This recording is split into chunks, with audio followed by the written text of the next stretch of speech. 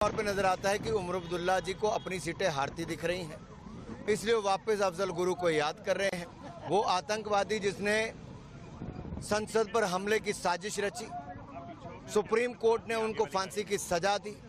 ऐसी कौन सी मजबूरी है कि कांग्रेस और नेशनल कॉन्फ्रेंस को अफजल गुरु को याद करना जरूरी है। स्पष्ट दिखता है कि चुनाव हार रहे हैं, तो ये इस तरह के पीएसए को हटाने का काम भी बात कर रहे हैं, जिसका मतलब उपद्रवियों को छोड़ना है, दंगइयों को छोड़ना है, नशा बेचने वालों को छोड़ना है, पथराबाज करने वालों को छोड़ना है।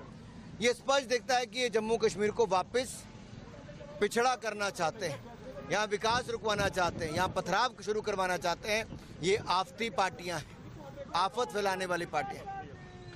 वो 2 सीटों पे लड़ रहे हैं, किस तरह से देखते हैं ऐसे 2 सीटों पे लड़ना, और कह रहे हैं कि देखिए, जो पहले चुनाव कर रहे हैं बीजेपी, जो पहले चुनाव ही नहीं लड़ना चाहते थे तो दिखता था कि हार रहे हैं।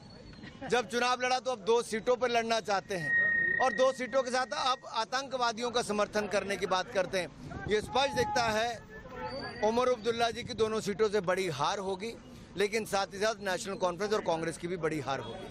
सर राहुल गांधी की बात की तो उन्होंने एक जगह इंटरव्यू दिया है कि भाई कहा है कि भारत एक संविधान में लिखा है कि भारत एक संघ यूनियन स्टेट है, फिर भी बीजेपी नहीं मानती है और आरएसएस नहीं मानती है, वो अलग करती है इसको। मैं इतना ही कहूंगा, राहुल गांधी जी का काम बांटो और राज करो, इस नीति को लेकर ही ये लोग पहले चले थे और अब भी इनकी वही। अंग्रेज चले गए लेकिन अपनी सोच कांग्रेस को दे गए। ये आज कभी जाति कभी धर्म के नाम पर देश को बांटना चाहते हैं, कभी क्षेत्र के नाम पे बांटना चाहते हैं। ये कांग्रेस की रणनीति है, देश के बाहर जाओ और भारत को बदनाम करो। राहुल गांधी जब भी देश से बाहर गए भारत को बदनाम करने का काम ही किया। कभी सिखों को बदनाम करते हैं, कभी महिलाओं को बदनाम करते हैं, कहीं राष्ट्रीय स्वयंसेवक संघ जैसी दुनिया के सबसे बड़ी स्वयंसेवी संस्था को बदनाम करने का काम कर रहे हैं। इससे पता चलता है कि वो हताश और निराश है, तीसरी बार चुनाव हार चुके हैं, उनकी जमीन खिसक चुकी है। और राहुल गांधी जी, देश को बदनाम करने से कुछ नहीं होगा, चाइना का फंड लेने से कुछ नहीं होगा, पाकिस्तान की मदद लेने से कुछ नहीं होगा। वोट तो भारत की जनता ही करेगी और भारत की जनता कांग्रेस को नकार चुकी है।